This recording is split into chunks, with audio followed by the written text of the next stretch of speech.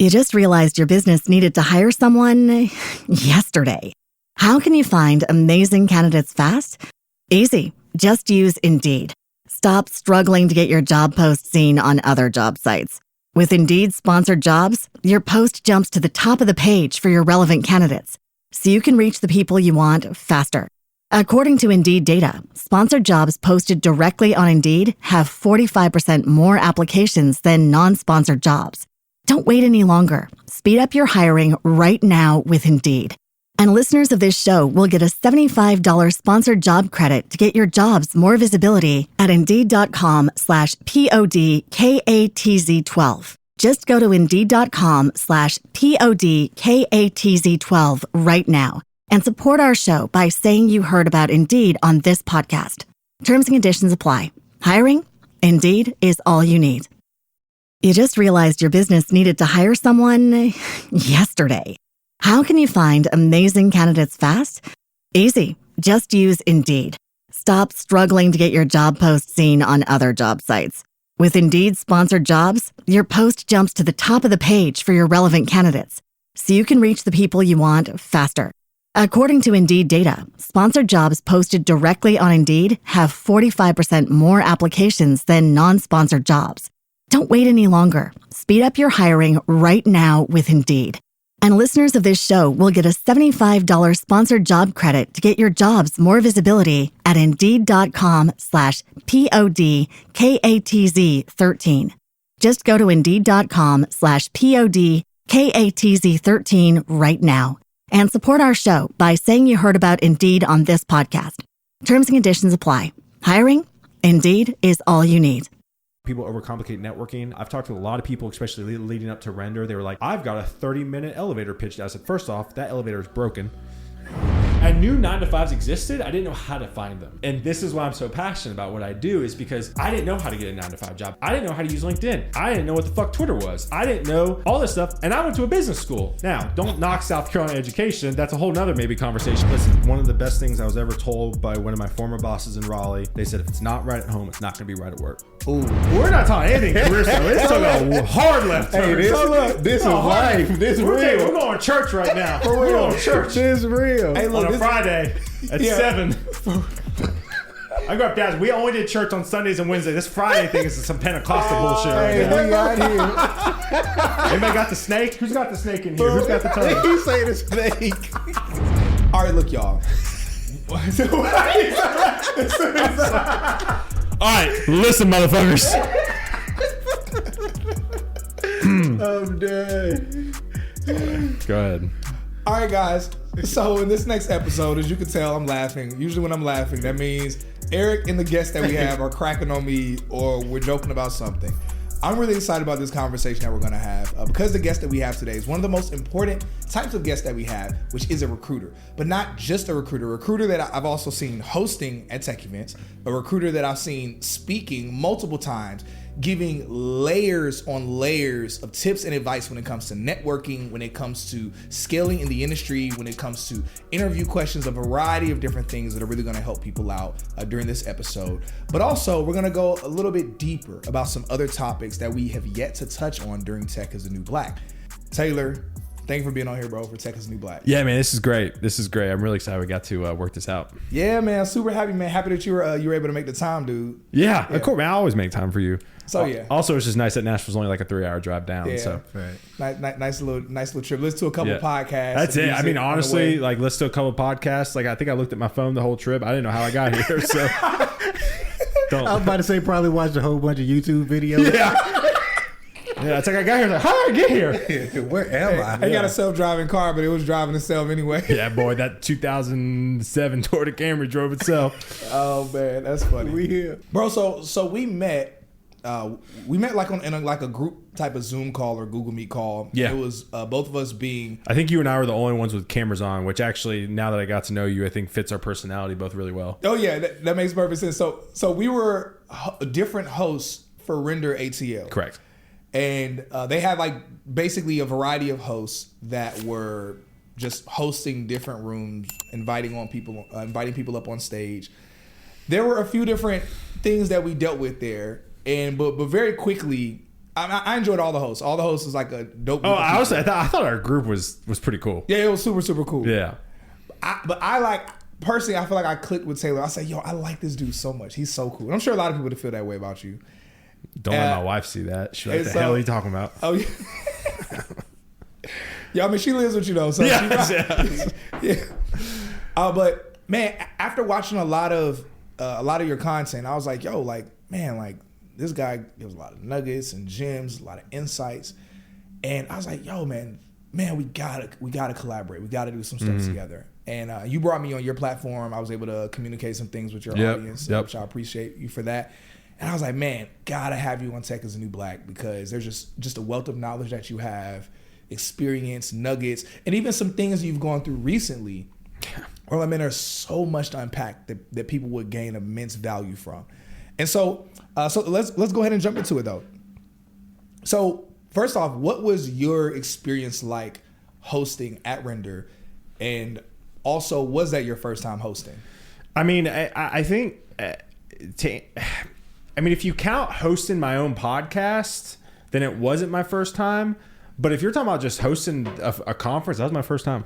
Bruh, you did an incredible job. I appreciate that. I was telling that off camera because I've seen a variety of hosts at different events, and I'm a very nitpicky person. I'm very judgmental but also I'm very judgmental of myself as well. But I'm very judgmental, and I'll see hosts, and I'm like, this host is trash. Oh yeah, yeah. It's like going Sunday praise and worship. I judge praise and worship like crazy, and if it ain't good, I can't worship. I'm leaving. Same thing with the host. If you suck, I'm out. That's so real. That's so real, man. But I remember popping in because it was pretty challenging at times hosting there. There were issues. Issues always happen at different events, but there were some issues that were coming up. And all of us as hosts as leaders, were trying to kind of manage things on our end. To not put things on the event, make sure that we were kind of holding our own fort down. And I remember kind of popping in and seeing you do your thing. And I said, yo, like Taylor, I feel like he's doing a better job at managing this than a lot of the rest of us are. And I was kind of taking some notes. I was like, okay, he's doing this. Okay, I'm going to do that. He's doing this. Okay, I'm doing that. And so it's crazy to me that was your first time hosting. How would you say that, I mean, because since that was your first time hosting an event, what do you think that you've done? Because I know there are a lot of people that either are in tech or are looking to get in the industry and are like, man, you know, I want to host, or I like hosting, or that's something that they would like to do. Because to be very clear, we got paid for it. Right. So I didn't even know we were going to get paid for it. Yeah. I was kind of like, yeah, this fits my brand. I'll host. Yeah. And it was like, oh, I get a few $1,000s for doing this? Yeah. I was like, oh. So for those of y'all that are interested, and again, not just Render, but there's a variety of, like, a crap ton of tech events. You can't even keep up with all of them. Yeah.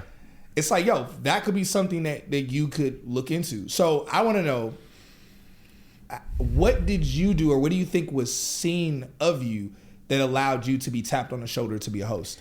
You know, I'm just happy to be in rooms. I mean, I think for me, I grew up for the last 12 years being a recruiter of a traditional sense. I mean, I'm still a recruiter now, but like, and we'll talk about this, I'm sure. But you know, I was an agency recruiter, and agency recruiters are the used car salesmen of today's world, right? I mean, people hate us for the most part, unless you need a job. And then you'll finally take our calls. Wish you would take our calls before you need a job. It'll make things a little bit more fun.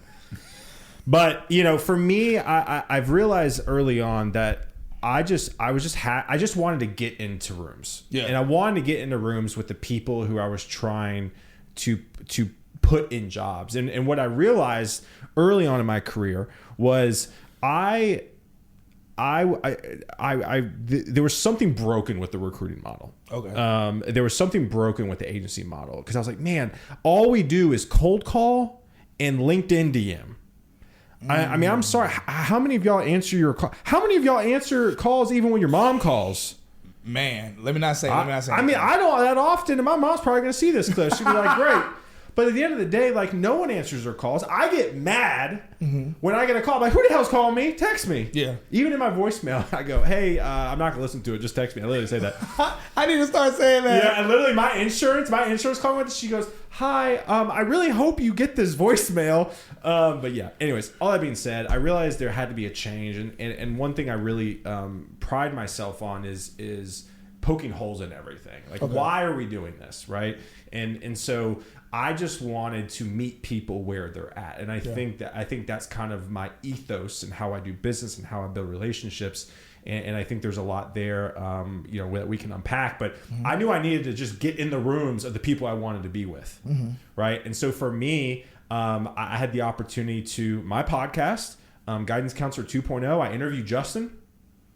I saw Justin on Twitter. Fire. I saw Justin on Twitter, and I said, hey man, I like what you're doing. Can we talk? We hit it off, and then he was like, hey, I want to have Render sponsor your podcast. Oh, that's fire. And I said, great. Don't know what that means, but let's do it.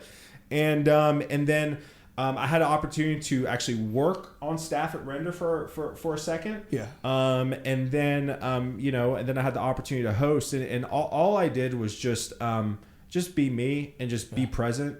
And honestly, just treat people with respect and kindness. I think those two things are highly underrated. And also, too, one thing I've realized in my career, and I think for anybody who watches this clip, if you do if your video guy chops this clip up, is I think bringing energy to a room is an incredibly underrated thing that no one talks about. Yeah, facts. I think if you can walk in a room and whether it's 7 a.m. or 7 p.m. and you can have the energy and you get people excited around you, people are going to gravitate towards you and people are going to want to be with you, and it's going to open up doors that you never thought were possible. Bro, that's so rare. And you know what? That definitely reflects who you are as a person, because you bring a level of energy to, I mean, every time I've ever seen you, you bring a certain level of energy where you definitely like brighten up the room. Appreciate that. And so I definitely see that, and I can see how that's allowed you to be in spaces and get certain opportunities, because I mean people want someone like that around. People want to feel heard, which is really funny because like I'm working on that in personal counseling, so making people feel heard because I'm not listening to shit. But like at the end of the day, like people want to feel heard, people want to feel like they're a part of something. Yeah. And I think people need a champion. Right. And I think what you're doing with Tech is the New Black is you're championing, you're being a champion for people. Yeah. And I think people desperately want to have somebody that they know is on their team, is on their side of the court. And I feel like if you can create that type of ecosystem, you're going to be incredibly successful. Bro, I got some other questions I want to ask, but sure. First I'm gonna stick to the questions we have. Sure. If we have time, we're gonna unpack some other things. I'm so glad I'm not hosting, by the way. It's so nice to sit in the chair. It's so nice to chair. I'm like, go ahead, Cyrus, ask me that next question. I don't got to think about shit. That's over. I felt that way yesterday. I was on a podcast yesterday. It was so nice. It's so nice when you don't have to host. You just sit there like, you ask me questions. Yeah, it's like I can talk. I can talk. Yeah, exactly. That's so funny. That's so real. Oh man. It's funny, like when you're hosting, it's like you're kind of in the hot seat. Oh, you got me in the hot seat because you're like thinking and like, you got it, here it's just like, fuck, that's my question. I'll answer. Yeah, man. That's some nuggets for those of y'all that are thinking about eventually starting something. Just be prepared to know that it's a lot. It's hard. All right, so let's delve a little bit into your background. Like, who is Taylor? So you're a husband, you're a father, but who were you before tech, before being a husband and a father? Like, who were you and what led up to not even just you being in the tech industry, but also you meeting your wife, like all of those things that came with it? Man, well, I was born February 21st, 1989 at 3 p.m. No. So I went to University of South Carolina. Go Gamecocks. We lost in North Carolina last week. Don't want to talk about it. So went to school. I grew up in church. Yeah. I was in the praise band. I was a drummer. And in high school, I was playing a little worship Wednesday service. You know how it is. Mm-hmm. And the bass player was playing, and he was like, man, you're pretty good. I was like, yeah, I appreciate that. Eric, you play bass, right? I play drums. There you go. That's what I'm talking. Hey, fist bump. Okay. Fellow drummers over here. So all that being said, basically this bass player was like, hey, I have a band. Do you want to be in it? And I was like, I was in 11th grade at the time. I was like, sure, I'll be in a band. Yeah. My parents were like, you're going to be in a band? I was like, yeah. I don't know what it consisted of. Were they hype about that? Like, no, they weren't. They were not hyped about it. They were not hyped about it. My parents did not like the thought of me traveling and playing at smoky bars and stuff. And actually, it's funny now. I love smoky bars. Like, it brings me back. That nostalgia. So much. The sticky floor bars. It's great. So all that being said, I'm going to finish this story eventually. But I was in a band.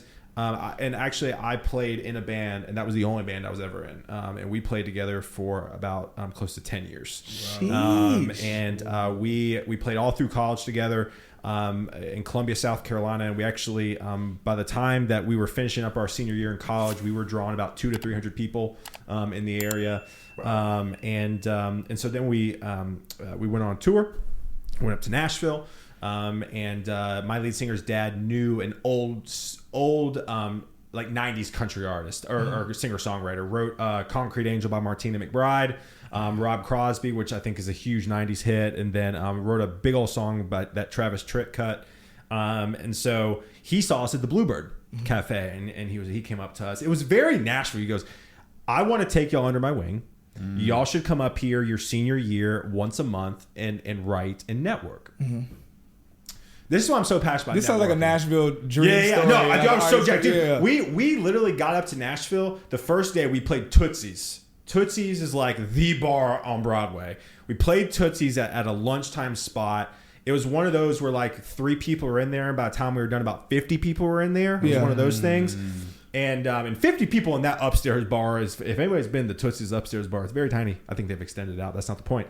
So all that being said, then like that night we got invited to like 2 or 3 more bars on the honky tonks because one of the bass players like loved us and he knew all that. I mean, we were playing Friday night honky tonks in Nashville when I was a junior in college. I was like, this is it. I've made it. Oh, I've yeah. made it. Life. Superstar. Narrator. He did not make it. And so essentially, long story short, we came up to Nashville once a month. But the reason why I'm so passionate about what I do now is I did not network. I sat in my hotel room when my lead singer, so songwriting is the ultimate. Songwriting is podcasting. Okay. So when you're a songwriter, you get in a room with 2 or 3 other songwriters who know a shit ton of people, and you write a song together, right? Well, if you spend enough time with that person, you're gonna develop a relationship with that person. Yeah, true. Just like you and I, right? Yeah. So in any podcaster. And so what I did, my ass was like sitting at the like, you know, the Johnson Johnson hotel, whatever it is, and like on my ass, not networking, not doing anything, not going out, not doing anything. And so I moved to Nashville after college, and then we did a huge tour. Well, actually, I was serving tables. I was broke. I was working 6 nights a week. And I grew up in the restaurant industry. My dad owned the Outback Steakhouse in my hometown for 25 years. Whoa, man. And I knew 9-to-5s existed. I didn't know how to find them. Yeah. And this is why I'm so passionate about what I do, is because I didn't know how to get a 9-to-5 job. I didn't know how to use LinkedIn. I didn't know what the fuck Twitter was. Like, I didn't know all this stuff. And I went to a business school. Now, don't knock South Carolina education. That's a whole nother maybe conversation, but I didn't know any of it. How long ago was this? Oh, I graduated in 2011. Okay. So like, oh man, yes, you should have known. Like, I should have known something more than I did. And so my idiot ass was going to pick up another nighttime job as a valet. And I was like, and so my dad calls me up one morning. I wasn't the brightest. And so my dad calls me up one morning and goes, hey, you need to find a day job. Like, he goes, I think you're going to be happier finding a day job. And I was like, well, how do I do that? And he was like, I don't know, click. And so there's a group of us from my hometown moved up. There was this one girl who nannied for somebody. I was like, well, shit, if they can afford a nanny, I want to do what that person does. Yeah. So they got a nanny. Yeah. So I hit up that girl. I said, hey, like, who do you nanny for? And she was like, well, I don't know. I think she's like a recruiter or something. And I was like, all right, they don't teach you how to be a recruiter in college. And so I was like, all right, well, you can give me an interview. She goes, I don't know, we'll see. So like, I called up the office, the VACO office that I worked at, and I asked for her, came in, did an interview, 3 days later, got the offer. Went on one more tour. She was very supportive. My very first boss was very supportive of my music career. Because the division I was in was kind of more junior level. And so went on a tour 2 weeks all the way up to Boston and back. And we broke down the side of the road in the middle of South Carolina in the middle of August. And if you've ever been in South Carolina in August, it's not the best time to really break down the side of the road after traveling 13 hours back from New York City with no sleep. Dog. And after that, I said, I'm done. And so I kind of threw myself into recruiting.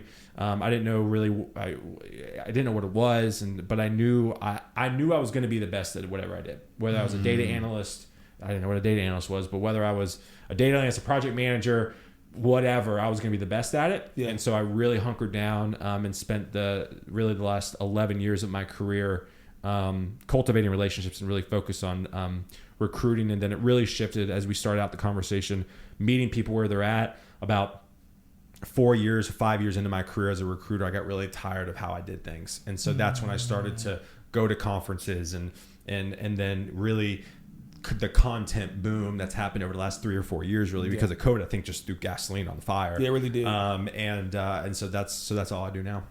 So when did you go from, because you mentioned being an agency recruiter. Yep. I'm not even fully sure what that is. So So two types of recruiting, agency, internal. So internal recruiting is like if you work at Google and like you recruit for Google, that's an internal recruiter. Okay. Basically, if Google had problems finding one job, they would then call us. Okay. And then we would work out a deal with Google, and then we would send them candidates, and then we would supply them with candidates. Wow. I guess it's like Robert Half Tech Systems are kind of the big fish in the agency world that most people have heard of. That's kind of what that's. And then I was with Vaco, the company I was at for a long time. We were $200 million in revenue when I started, and we were $1 billion when I left. Sheesh. Yeah. That's insane. Yeah. So when did you transition from agency recruiting to being a recruiter at a tech company? So that happened recently.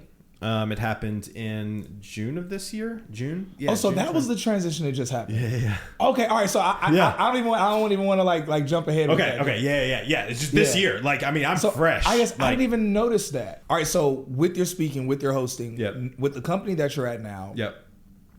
As far as you could tell, because some people that are at companies, you know, sometimes their company might or might not be comfortable with them doing something or building a certain brand. Sometimes it's a positive, sometimes it's a negative. I think this is my job. This is my job. Okay, cool. This is my job. Yeah. Like literally, like they know I'm here. They're like, go do. So basically, how I positioned myself when I was looking for a job is I wanted to be with a smaller company who had little to no marketing or content strategy. Yeah. Who basically, and I said, with my impressions, you basically hire a marketing department with me. Yeah, true. And not only that, but a developer advocate. And then what my job is now, I'm heavily involved in product development. I'm doing a lot with our developer relations team, teching out people. I'm doing a lot with our sales team, but I'm actually on the marketing team. So like literally, I am working across all divisions, and the company I'm at is Gun.io. We're a global company. We hire globally. Our bread and butter is freelancers. So if we cater more towards the senior level side of things, because as a freelancer, like you kind of get thrown into situations you can't be kind of a junior in your career. Yeah. And so it's about 65% of our business is part-time freelance work, and the other 35% is full-time work. Yo, so for everybody that's interested in what this guest is talking about, and you would love a similar career, I suggest you check out Course Careers Bootcamp. Course Careers is a bootcamp that I have been partnered with for well over a year now, and they have helped more people break into tech, I'll be honest, than any other bootcamp that I've personally seen. So look, Course Careers is only $500. That's it. Now, they're a self-paced bootcamp that you can take and be able to get a variety of different roles in tech. So make sure you check them out, use our link below, and you'll get an additional $50 off. So that way all you pay is actually $449. That's it. No additional price later, no extra costs, extra fees. That's it with the price for Course Careers. And keep us posted on your journey breaking into tech. Based on like what you were doing, we're not to speak specific numbers, but how much financially did you transitioning from doing the work that you were doing before, whether working at the Outback or like how much did that change your life financially? Oh, I mean, well, so it's been gradual, right? I mean, you know, I didn't go from a zero to 100 real quick type situation. I went to probably to like 0 to 6 miles an hour, and then maybe like 15 and 60. Yeah. But all that being said, I think what was crazy is that, it was amazing. Yeah. And I think what's been really, really cool is my career really took off when I started dating, when I got married, and it's been really cool to grow in my career with my wife by my side, and she's a huge advocate with what I do, and thank you, Jackie, for letting me be here and watching our kid, right? I mean she's so incredibly supportive, and she's a badass photographer. She actually did a shoot yesterday with Spotify. Oh, that's crazy. So like she's helped me with all my branding too. Oh yeah. So yeah, I mean, again, it's been cool to walk this journey with her. And she's been just so incredibly supportive. Even in my transition recently, going to my new job, she's just been, I mean, I could not have asked for a better supportive wife. That's so fire. Eric and I were talking before we started recording today. We were talking about one thing Eric has shared with me was how marriage has really helped him a lot in his career, and hearing you like touch on that as well. Like, I guess how has marriage like helped you grow in your career? Jeez, I mean, marriage is a mirror. Okay. That's hilarious. Yeah, no, for real. I mean, it's one of these things where, when, at least for me, when you're single, you operate a certain way, and you operate in that certain way that's good for you. And I think there's nothing wrong with that. I think as you being single, I think you got to work through that.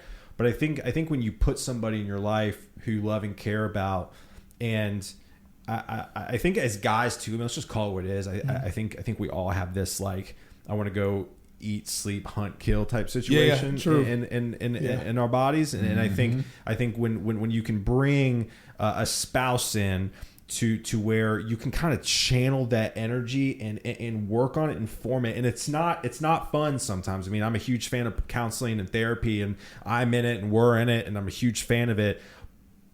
But you start to mold yourself, and you start to get rid of kind of those rough edges where those rough edges were fine when you're single. Yeah. But when you start getting rid of those rough edges, and all of a sudden you start to become more accepted by other people, and then you start to be respected, and then you start to kind of grow in your career and grow in your personal life, and then you start to develop these relationships with other couples, and then those couples pour into you, and you pour into those couples, and you kind of become the best version of yourself. And it takes time, and it's hard. There have been tears.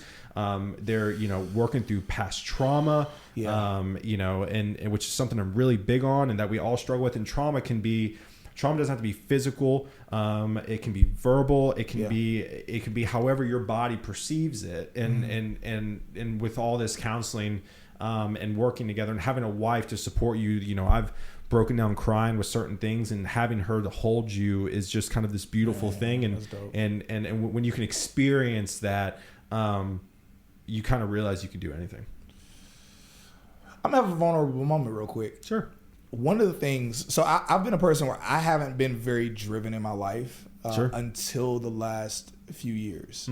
And it's kind of one of those things, like, once I just kind of became driven, I've just been like, go, go, go. Sure. And now, as I think about, because I'm not married. You and Eric, y'all are married. Y'all have children. Y'all have families. As I think about marriage and I think about family, one, I know that it's something that God says is good for you. Mm-hmm. And I know, just based on society, it's a good thing. It's a necessary thing, because as less people are getting married, things are just kind of topsy-turvy right now. Right. And I'm thinking, I'm like, okay, this is a good thing. But at the same time, I look at it and I'm like, kind of how you mentioned that whole, like, that eat, hunt, sleep kill, that whole thing. I get it. I'm like, man, I'm afraid of marriage or that type of relationship softening me or slowing me down. And I'm like, I don't want to slow down. I want to just go. How, and really, like, either one of y'all or both of y'all, because I mean, both of y'all in this situation. Like, because I mean, both of y'all are driven. I know both of y'all. Both of y'all are driven. Both of y'all are accomplished and are accomplishing things. How do you navigate that as husbands and fathers to one where, like you mentioned, like, you have that kind of rounding that's happening, kind of rounding out those sharp edges, But at the same time, you have that motivating factor where you care so much about your family. Because I'm motivated right now, really just kind of for me and the impact I'm making. Sure. And I'm sure that'll be amplified with having a family. Mm-hmm. So how do y'all navigate that? I mean, listen, I'm gonna be honest. I don't navigate it well. I mean, I'm not gonna sit here and say I navigate it. We well. love the honesty. I mean, like I struggle with it. You know, yeah. I mean, literally, my wife texted me even today. She goes, "Hey, I just, we did have a wonderful trip to Italy that we just took. She's like, I just want to connect." And I think one thing I struggle with, and I don't know about you, is being intentional with time with our +1, because what happens is I get so invested in work, and there's always something to do with work. Yeah.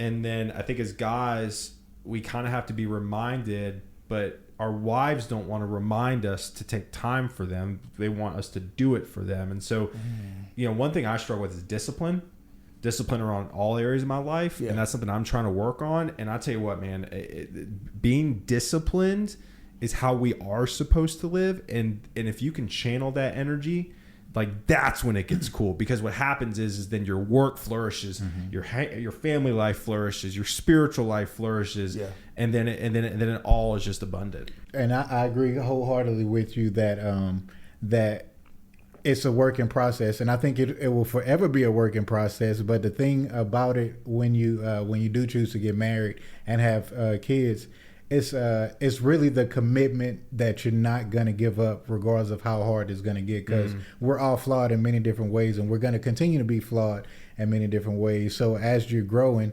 and like you mentioned, you're going to see yourself and you're going to be like, oh, I'm really jacked up in some areas, because your spouse is going to be completely opposite, and she going to see him and she going to call him out. And when you see those things, it's just remembering that commitment to this person and growing to know and love this person. And as you're doing that, it's like it never ends, because there's going to be seasons in life where you're going to change and evolve, and then there's a new normal in your life, and now you have to adjust to what's new in your life. And then something may happen where she has a big change where now you're trying to adjust to the new her, and then vice versa. So it's just something that's ongoing. Yeah. You really truly become the best version of yourself. And I think that's what marriage is. For the one who wants it, because there's married men who trash. Yeah, 100%. Right? But I think at the end of the day, I think you're not held accountable to a certain extent when you're single. Yeah, There's nothing wrong with that. There's nothing wrong with that. And I'm saying this out of myself, and I am not perfect, and I have a lot of work I have to do. But man, I tell you what, when I come home, or like even yesterday, my wife was at that photo shoot.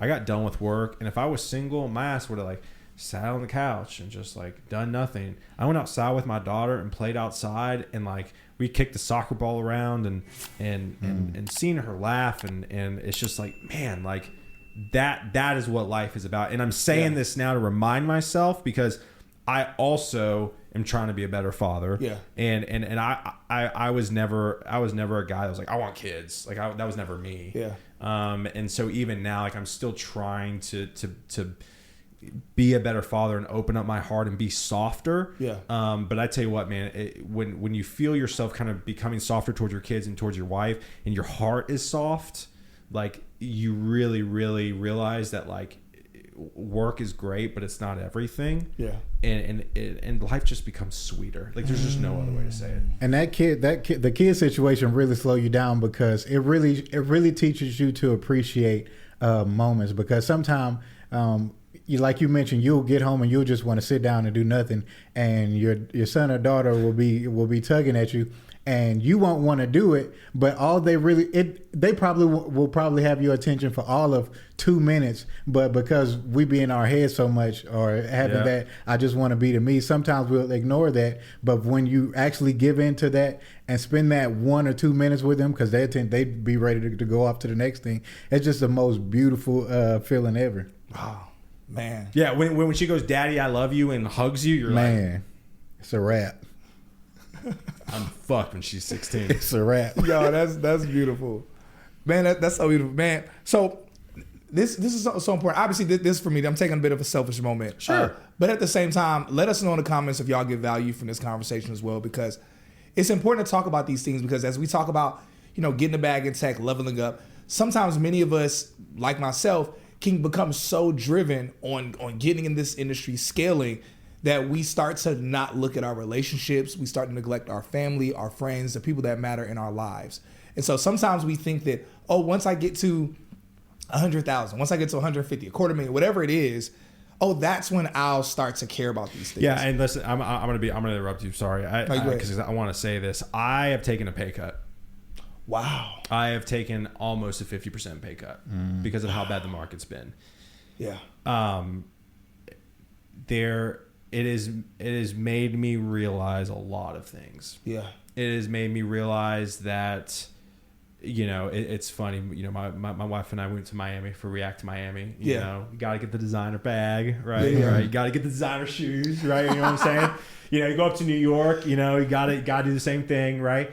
And then you get back home on your farm, you're like, why the fuck did I buy this designer shit? I'm on a farm. Right? Oh my God. And so, and I say that, the reason why I say that is because after taking a 50% pay cut and honestly, like, just being totally vulnerable, this is how I run, this is how I do life, is that like, it's been on my heart. Like, I told Jackie this 2 nights ago. I was like, I don't know if we're ever going to get back to where we were. Wow. I don't.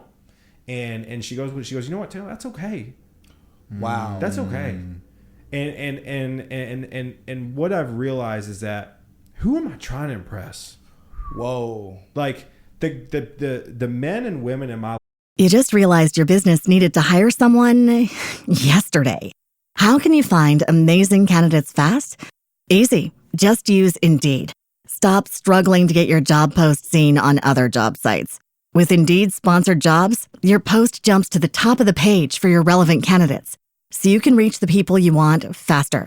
According to Indeed data, sponsored jobs posted directly on Indeed have 45% more applications than non-sponsored jobs. Don't wait any longer. Speed up your hiring right now with Indeed. And listeners of this show will get a $75 sponsored job credit to get your jobs more visibility at Indeed.com/PODKATZ12. Just go to Indeed.com/PODKATZ12 right now and support our show by saying you heard about Indeed on this podcast. Terms and conditions apply. Hiring? Indeed is all you need. You just realized your business needed to hire someone yesterday. How can you find amazing candidates fast? Easy. Just use Indeed.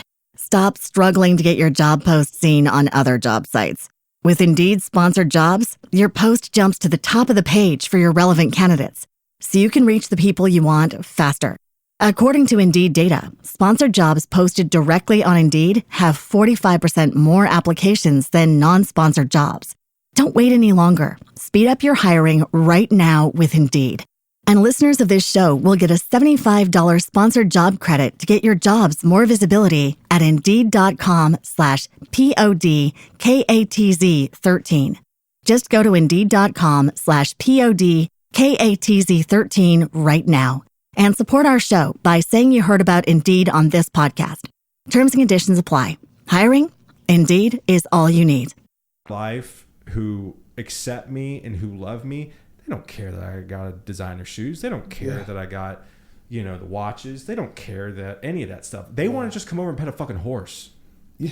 Yo, I was just telling Cyrus this earlier that about, because often we do get in that mode of like wanting to impress people with our things. Like before me and my wife got married, I told Cyrus that we probably wouldn't have been married had it gone the way I wanted it to go, because I wanted this big elaborate wedding, and it was probably going to be $50,000-$60,000. We had that. We regretted it. And listen, and had I had the budget, had I wanted to do it, it'd probably taken years for me to get the money to save up to do it. But then we had a moment where we were sitting on the couch, and she just looked at me. She was like, I really don't care about all of this, having a big wedding and stuff.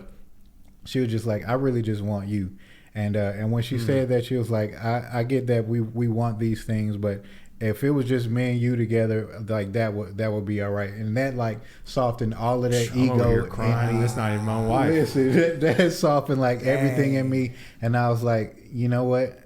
Like that's real. And from that moment, like we ended up deciding that we were just going to get married in a courthouse. And 2 weeks later, from the time we had the conversation, we ended up getting married, and one of a good friend of ours let us do it in a small chapel where we were able to invite 25 people. But that conversation just broke me, because all of the stuff that I wanted and how I wanted to impress people, because that's really what when you get all of this stuff, dude, it's really for people. It's a big dick competition, right? At the end of the day, like weddings like that.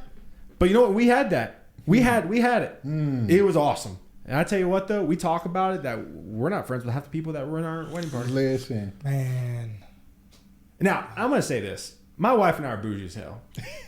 We are. We like too. nice things. We like to travel nice, right? Same. Like, we just spent a crap ton of money in Italy, right? Yeah. We spent way too much money in Italy.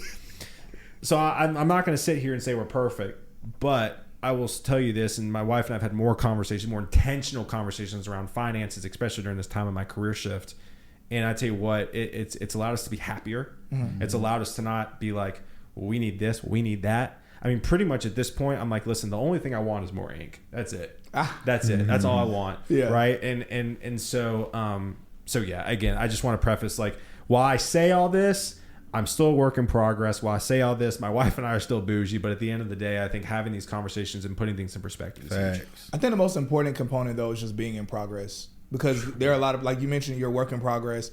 There are so many of us, so many people that are just refusing to even do they're so afraid of whatever. It's so hard. As men, it is so hard to face your trauma. It is so hard to work on yourself. It is so hard to be open to that with other men. Yeah, man. And you know what? Real.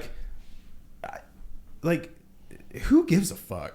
Like, who cares? That's like, real. Because in my opinion, like, the vibe of this conversation is more enriching than many of the conversations I've had over the last few months. Yeah. It's because we're vulnerable. We're creating a place where we're vulnerable, and I think if, especially as men, if we can get vulnerable and we can get on each other's level and be like, yo, I'm struggling with this, I'm struggling with that. I think then we start breaking down walls of racism. Yeah, we start breaking down walls of terrible marriages. Yeah. And we start breaking down just childhood was it generational curses that we're bringing. Yeah. And it all starts with this. That's real. With men with this. That's very real. Oh man, so enriching. Look, hopefully y'all are getting a lot out of this. We're getting a lot out of this. We're not talking anything career stuff. It's talking a hard left turn. Hey, this is life. This is real. We're going to church right now. We're going to church. This is real. Hey, look, on a Friday at 7.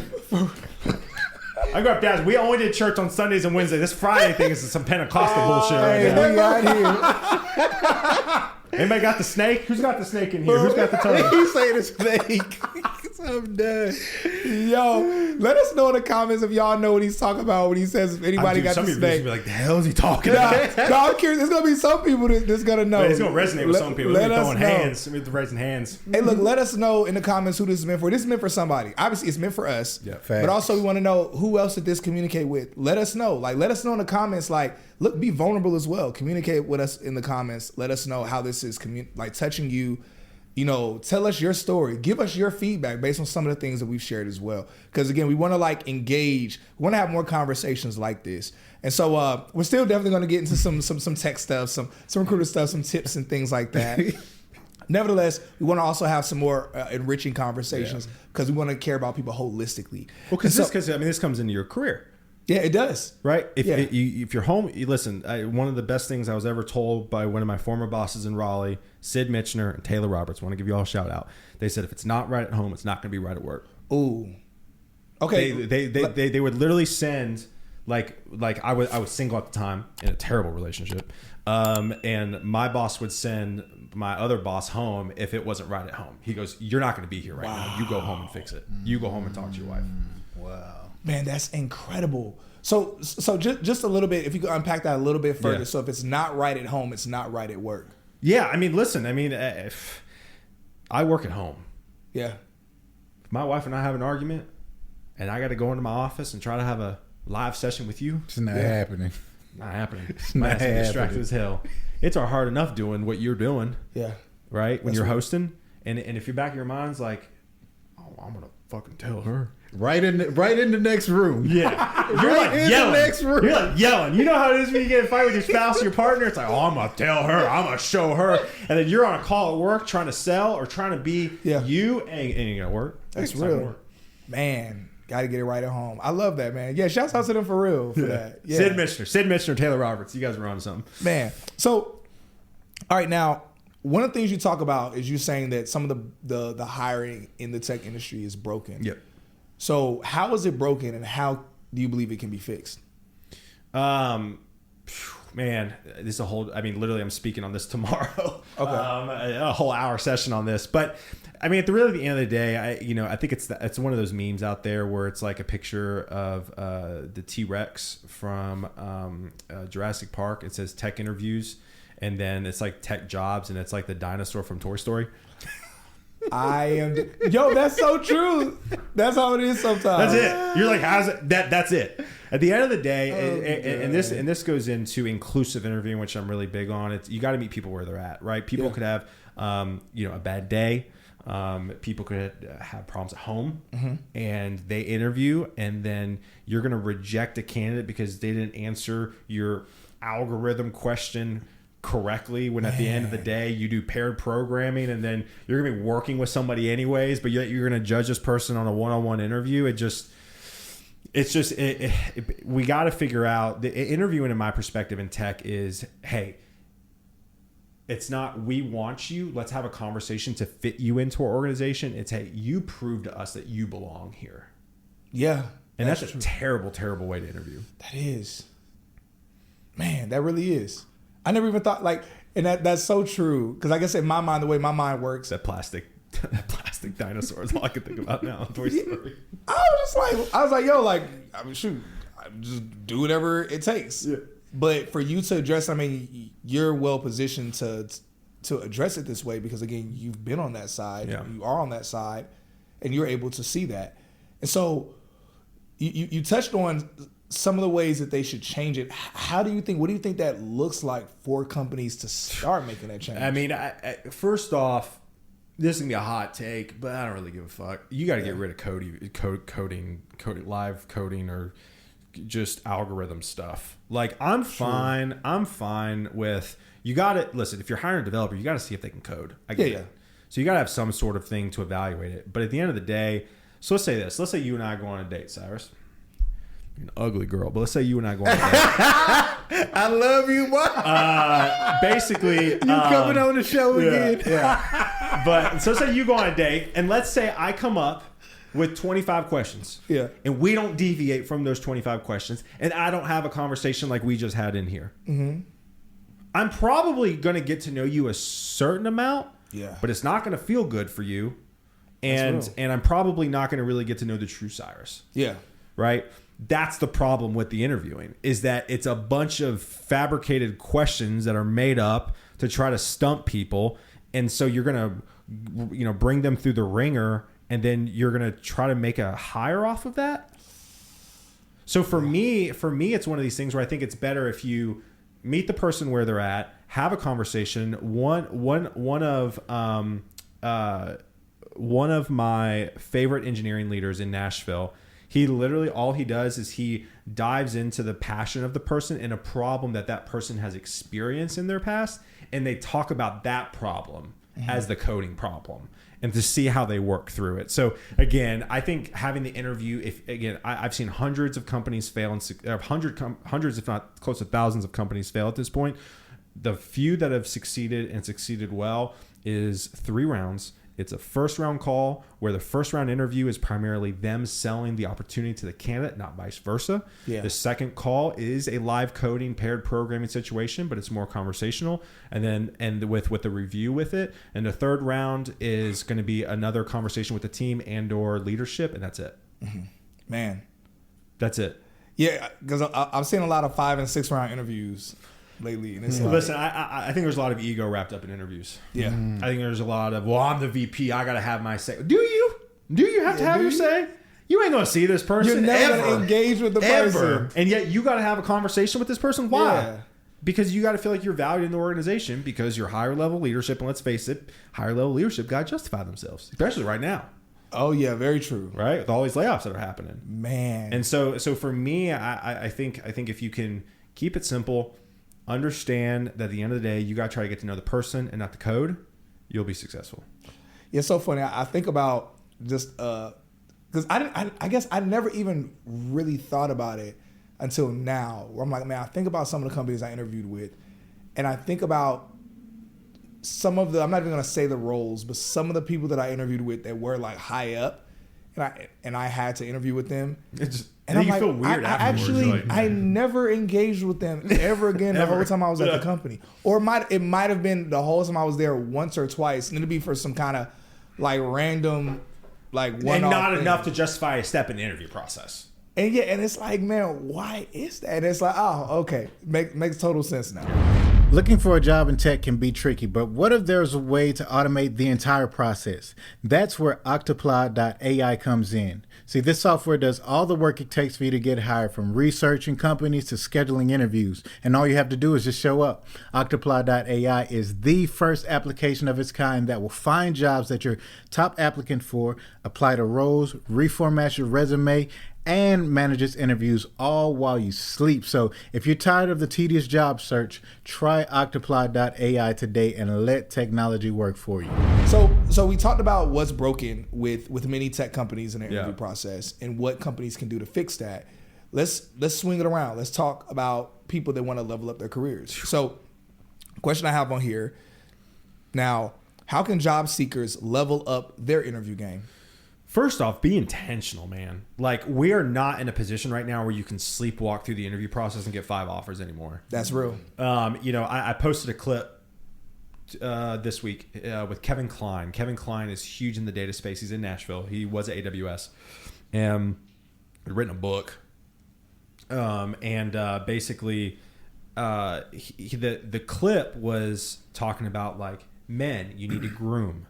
You need to make sure your hair's done. You need to make sure, like, if it's in person, you brush your teeth. And here's the deal. And in the copy, because people are going to come at me with pitchforks on that one. In the copy, in the writing, I said, listen, we're not talking about you actually need to shave your head or you need to cut your beard. What I'm saying is right now in this time, in this market, you can't get away with not attention to detail. Yeah, that's real. Right? Ask the questions. Do the research. I went through a job search recently. It is exhausting, and you got to bring your A game. And if you don't bring your A game, you're gone. That's real. Yeah, and that may freak some people out, and I understand that. But right now, you have to make sure you're going through all the steps. Yeah, all the steps. Again, research the company, research the people you're interviewing with, have your resume in front of you. An underrated thing: have a pen and paper in front of you, where if you think about something when the interviewer is talking, you don't interrupt them. You write it down. Yeah. No one does that. We just interrupt people, right? And also, too, it looks better. I've actually asked multiple hiring managers, will it look better if I'm typing on the keyboard or taking notes on a notepad? Every single manager goes notes on a notepad. Yeah. Because that way, because people think you're chat GPTing it or Googling answers and stuff. That's real. Don't type. Right. Be like, hey, sorry, I got to write this down real quick. Let them know for beginning interview. Hey, Mr. Miss So-and-so, I have a pen and paper right here. I'm going to be taking notes. Just so you know, if I'm writing, that's what I'm doing. Yeah. That's right. cool. So that way you can keep it going. Have your resume in front of you. I don't care how well you think you know your background. You don't know all your background. Have your resume in front of you. And I mean print resume, not on the computer. I mean have it in front of you where you can even take notes on it, and come up with questions. My website, I have a ton of stuff on my website. It's just like going on a date. Like if you go on a date and then like you're like, all right, what do you want to know about me? And they go, no, I'm good. You're like, all right, we done. Yeah. Right? So you're saying that's how bad it can look if somebody is in an interview and the company's like, what questions do you have? Yeah, and they'll say, oh, you answered all of them. Well, come up with better ones. Like that. It's just lazy. It's just you can't do that. That's real. That's real. Man, that's good. So in your position, have you ever seen times where, you ask someone or someone on your team ask someone like, hey, what questions do you have for us? And they would say, I don't have any questions, or all of them are answered. What does that typically look like? Or what does that look like for the company when they're observing? Well, I think it's just lazy. You didn't do your research. You didn't come up with questions. Like, are you telling me that and I will tell you this too. I went through the interview process, and I'm actually so glad I went through a job search recently because I talk about this stuff, and I've never gone through a job search. Oh, yeah, that's good. So it's like so now I can be like, I actually went through the job search. Yeah, that's real. Right? That's in the real. middle of this recession and got a job in 4 weeks. Right? And the one thing that I want to say is that I think one of the things about the interview process is that I don't think you actually can talk about everything. I went through the company I'm at now, gun.io. Like, I think they did a great job interviewing, but at the end of the day, I still didn't know a lot because you can't talk about everything. So you have, like, the fact of the matter is that I had so many questions. I didn't get any answer about the company. Yeah. Wow. And so it's like, if anything, if you don't have any questions, like, that is mind boggling to me now that I've gone through the job search process. Yeah. Wow. Because I had so many questions that I couldn't even get to. Dang. That's crazy. Yeah. Yeah, I can definitely say that I was able to see a huge shift when I had questions in all the interviews. I just had question after question. It turns into a conversation. Yeah, it really does. The problem is that people are like, I hate interviews. You hate interviews because you don't have a fucking conversation. You sit there and go, yes, no, yes, A, B, C. No wonder why you hate interviews. I would hate interviews too. Yes. Right? Turn it into a conversation, right? And the way you do that is, instead of saying, I don't know, be like, hey, I don't know, but I think you're talking about this, but I've done that here. Is that correct? Yeah. Right? Or, hey, do you have any questions? Sure. That's your time to flip the interview and make it a conversation. Yeah. That is the prime opportunity for that. So, yeah, again, questions are huge, man. I sometimes would try to find questions that I would think, and not to trip the interviewer up, but I would sometimes try to, like, find questions that I generally wanted to know the answer to, and it would be about the role, but it would be questions that I felt would show them that I understood the role in a very like a deep level. So like just and sometimes it wouldn't even be that deep. Like, let's say, like, as a sales engineer, one of the things as a sales engineer, usually you are assisting 2 to sometimes 4, sometimes 8 account executives. Sure. Being looped in on their demos. Sure. One of the questions I would ask companies, I would just simply ask, like, hey, look, if I end up working with your company, like, what size team of account executives will I be servicing? And just automatically communicating to them, hey, I understand that I'm going to be working with a team of account executives. Many times I'll mention, like, I know it's standard for there to be 2, maybe 4. How many am I going to be working with? Mm-hmm. And many times I've seen just even simple questions like that, then being like, oh, so you understand how this goes. Right, exactly. Yeah, exactly. And so, simple question for them to answer, but sometimes, depending on who I was interviewing, because obviously in rounds of interviews, I might be interviewing someone that doesn't really understand that aspect of things. Right. But just even asking that to where they're like, I don't know, I'm going to check on that for you. So then... Now we have to have a follow-up conversation. Exactly. Even if you have to ping me on LinkedIn, or I can reach out to you and it's like, hey, what's the answer on that question? And so I've noticed just like how that would like help, just even in interviews, like having questions that shows my knowledge about the job. What was really cool, I'm super blessed. The company I joined, gun.io, they built a product that I was in my mind trying to build at my previous company. Like, what was that? So basically, it is a platform to where hiring managers, we're actually rolling this out soon. Hiring managers, I'm sure I can talk about this. If not, oh well. Basically, hiring managers can come on. You give us a little bit of information, name, email, that's it. And be like, and then you can type in all of your parameters of what you want in a developer, price, location, all that stuff. Yeah. And then it pulls up everything but the developers' names. So literally, like, an engineering manager would be like, so for example, like my friend Kelly Vaughn, who I'm presenting with tomorrow on kind of the same topic, like I was talking to her today because we had lunch and I was like, I rolled this out. She goes, actually, that's a great idea. She goes, I need a mid-level developer. I need 2 mid-level developers and I need them to be able to either, they can work in Canada, US, Mexico, or South America. Yeah. Kind of like that. And she goes, the fact if I can do that on your platform, she goes, I would 100% use your platform. So that we're rolling that out. Also too, if you're a developer, this is what I had is that like is almost crowdsourcing jobs. So you have to apply to get on to our platform. And once you're in our platform, we crowdsource all of our jobs. So we post all of our jobs in our Slack channel, and then you as a developer can apply to it. You never have to send your resume.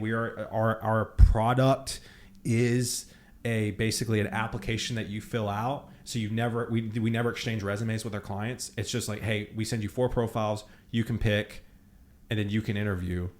Oh, that's fine. And so, yeah, I mean, we are like, I truly believe we are revolutionary, like the hiring game, because we're making it so much easier to have full transparency into the inventory. So we have close to 3,000 engineers across the globe on our platform that you can come on and pick, and they're all senior. Oh, that's fire.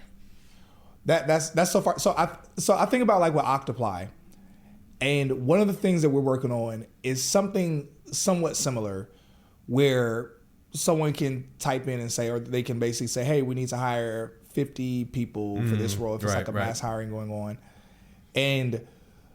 But I'm curious. So one of the things, and I'm kind of like opening up about something that we're doing. Sure. And this might give an idea, might not, whatever. But one of the things we thought through was, okay, what if a company is like, okay, they want to hire X amount of people. They want half of those people to be women and people of color. They also still want to make sure they're qualified. They want to make sure that people, either whether they have a degree or certain certifications, whatever, and being able to source through and find all of those different individuals. Is that so? I love the component of it not providing a name. It just literally providing, hey, this is who the person is. It'd be like 50 people. Yeah. Like 10 people, 2 people. Yeah. So is there, and again, I know this is something that's new. Is there something that's being thought about or being considered whenever it's, because I love how it's going as granular to say, hey, we need the people to live in these regions. We need them to have these qualifications. Is there something that's being like talked about or thought about that you even know of that's like, hey, okay, we also want to make sure that some of them are women, or some of them are people of color, or some of them are like what are? Yeah, no, I think that's, and that gets tough. Yeah, it gets tough. I haven't dug in. We haven't dug in that deep. I literally just did a call with the product team this week about that. But that's actually a really good question. That's a really good question.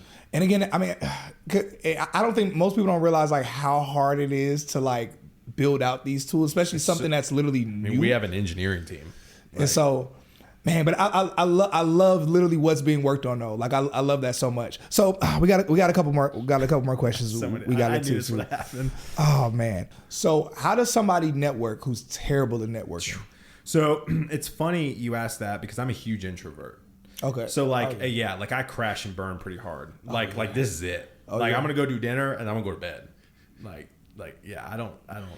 I'm a huge introvert. So like networking started, like I was actually at a render event in Nashville earlier this week. We were at Soho House in Nashville.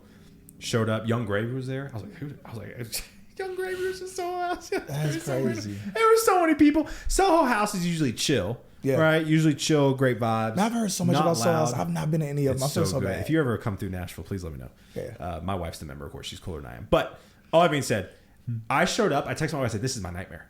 I said, there's so many people. I didn't know any of them. It was loud. I was like, this is literally my nightmare. The biggest thing is if you're bad at networking, the buddy system is huge. The buddy system is huge. What's the buddy system? So just try to go to an event where you know somebody and go and like be by their side. Yeah. Right. If I were to go, let's say Thrive Conference. Yeah. Right. Shout out Thrive Conference.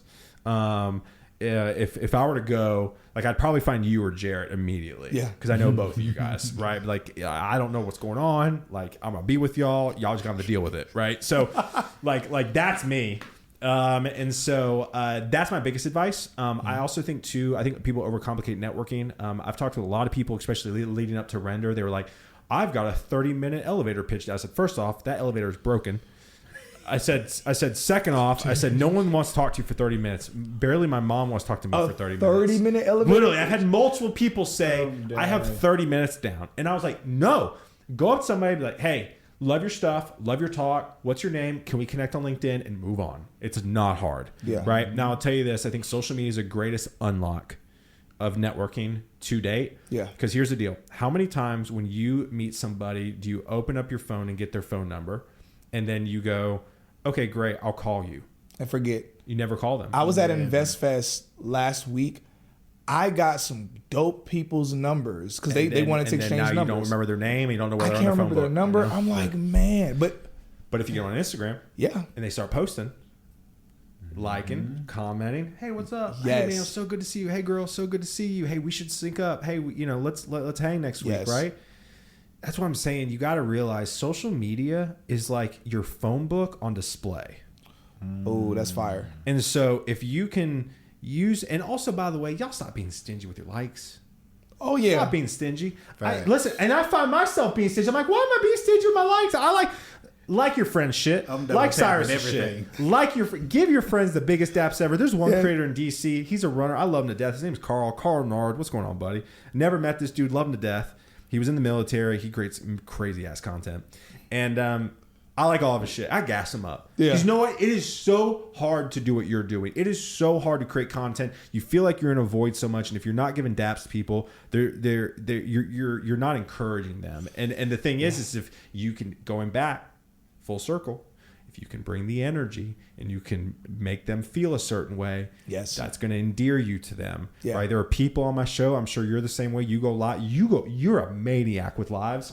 I'm sure there are people who consistently show up in the comments you've never met before, but you know who they are. Oh yeah, definitely. Definitely. Always. And when I meet those people in person, I almost forget I've never met them in person before. Right? Because I'm like crazy. I'm like, man, we've engaged. I've seen you engage so much, and I'm like, is this the first time I meet in person? There's so many people who's commented on my shit that if I were to run into them, I'd be BFFs with them, and I've never met them. Incredible. And that's the power of networking. People think you got to go to a meetup and listen, those are important. You got to go in person. Yeah. But literally, I've changed the trajectory of my career by leveraging social media to network.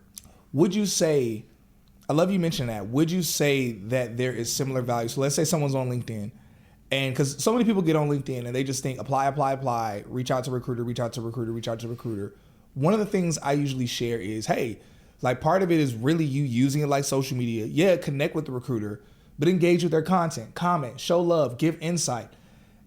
Do you believe that brings value in a way to where it can like sometimes allow that recruiter to be like, hey, like let me check on, okay, this person messaged me. Let me pay maybe a little bit closer attention when they message me, because getting a lot of messages all the time. It's like, how do you think that would affect that? Do you? I don't know if this is gonna answer your question, but I'm gonna say this because I think it's the fire analogy. Do you build a house with just a screwdriver? No. So you better not just rely on the job search by mass applying. Come on. Right? Yeah. And I think that's the thing. People think like the more tools that you can use that you can have in your tool belt, the more successful you are going. Now, I'm fine with mass applying. There are people, I'm sure you've seen it, where you post on content like, don't mass apply. Like, well, I found a job on mass apply. Well, I'm happy for you. Yeah, exactly. I get it. But at the end of the day, that's your screwdriver. Yeah. Screwdriver. I'm not very tool oriented. My wife does. My wife is the husband of the relationship. I'm okay with that. Right? I know for a fact that you can only do so much with a screwdriver. Yeah. Right? You need a hammer. You need some nails. You need a saw. Right? And I think that's how using these things, the networking on social, going to conferences, going to meetups, going on other people's podcasts, liking and commenting on people's statuses, mass applying, all of those things are tools in your tool belt. Yeah. Again, don't know if they answered your question, but I want to get that out there. That definitely answered the question. I love that so much. All right, so we're wrapping up. We got one last question. So I know a lot of people like yourself who were laid off. Mm-hmm. And one thing I didn't get to touch on, you mentioned this briefly, but you were laid off. And from my angle, and I know like things look faster on social media. Yeah, they do look a lot faster. From my vantage point, it looked like you got laid off, and like a week later, you were announcing that you were at another company. Yeah, I was like, yo, that was the fastest like layoff, new hire I've ever seen. Yeah, and most people though I've seen a few friends that something like that happened with. I've seen a few friends where their entire team got let go, but they didn't get let go. And one of them recently told me that they believe one of the things that protected them or insulated them from getting let go is because they built a brand on social media, showcasing their knowledge to where, one, their company didn't want to lose them, but even people who've gotten let go, many of them were able to quickly bounce back because they were building some type of brand on social media, on LinkedIn, and so many other companies wanted them that once they lost a job, other companies were like, oh yeah, we will take you with the quickness. So my question is, what are some suggestions that you would give someone, whether it's with social media or other things that they can do that could build not job security, but career security? So I'm gonna say this. My brother is in tech. He's a product owner. Mm-hmm. He does not do social. He does not do conferences. He does nothing. he has been very successful in finding a job. Okay. So I'm going to say this now, say at the camera, you don't need to do it. Okay. But we live in an era of social proof. Yeah, that's true. We live in an era of social proof. And for me, one thing I realized, especially if you're on the talent side, one of the biggest things that I'm seeing is companies want people who can move the needle and bring people into the organization or drive sales. Yeah, true. Right. And if you are, one of the things I had to talk to gun.io and a few other companies I interviewed with, they were all interested in what was the business value I brought to the organization. Podcasting is great for the sake of podcasting. It makes you feel good. But at the end of the day, well, how does that turn into business dollars? Right. Yeah. And so that's something I had to talk about. And so, but like, you know, again, like organizations need the best talent. Yeah. And so if you are there and you know a lot of people through your content, you're going to be a valued asset to the organization because you know people. And so also another thing too is that, like, I hate to say it, but like if a tree falls in the woods and no one hears it, did it fall? It's that kind of situation. And so if you're out here talking about successes that you're doing and what you're learning and what you're implementing, you're out on social and you're talking about all this stuff. I mean, listen, I'm going to tell you this. Like, when I left my company I was at, I can't tell you the amount of DMs that were like, holy shit, what happened? Man. Because I spent 3 years building this brand and everyone's like, a lot of words were said about me leaving, and they were like, holy cow. Yeah. And it's like, it's one of these things where if you can endear yourself to your community, especially in the tech ecosystem, because the tech world's small, right? I just met Cam, right? Who knew Jarrett, who knows you. Now I know you. I mean, it's just, the tech world is so small. And if you can become something within the tech world and draw attention, companies are going to want you because it not only helps bring in talent, but then it also helps. It's really a marketing tool for them too. Yeah. So again, do you have to do it? No, but I will tell you this: the amount of doors it's unlocked for my career is pretty tremendous. Yeah, like being here. Yeah, bro, I love it. Taylor, man, you dropped so many gems and nuggets. We had like a therapy session. Yeah, really we cried, we laughed. I think we had a full day. That's real. That's sweating. Bro, man, it's really been a blessing, like, getting to know you so far. I sincerely look forward to getting to know you more. Same. And bro, man, thank you so much for coming on Tech is the New Black. Absolutely, dude. Thanks for having me. You just realized your business needed to hire someone yesterday. How can you find amazing candidates fast? Easy. Just use Indeed. Stop struggling to get your job post seen on other job sites. With Indeed sponsored jobs, your post jumps to the top of the page for your relevant candidates, so you can reach the people you want faster. According to Indeed data, sponsored jobs posted directly on Indeed have 45% more applications than non-sponsored jobs. Don't wait any longer. Speed up your hiring right now with Indeed. And listeners of this show will get a $75 sponsored job credit to get your jobs more visibility at Indeed.com/PODKATZ12. Just go to Indeed.com/PODKATZ12 right now and support our show by saying you heard about Indeed on this podcast. Terms and conditions apply. Hiring? Indeed is all you need. You just realized your business needed to hire someone yesterday. How can you find amazing candidates fast? Easy. Just use Indeed. Stop struggling to get your job post seen on other job sites. With Indeed sponsored jobs, your post jumps to the top of the page for your relevant candidates, so you can reach the people you want faster. According to Indeed data, sponsored jobs posted directly on Indeed have 45% more applications than non-sponsored jobs. Don't wait any longer. Speed up your hiring right now with Indeed. And listeners of this show will get a $75 sponsored job credit to get your jobs more visibility at Indeed.com/kidsandfamily. Just go to Indeed.com/kidsandfamily right now and support our show by saying you heard about Indeed on this podcast. Terms and conditions apply. Hiring? Indeed is all you need.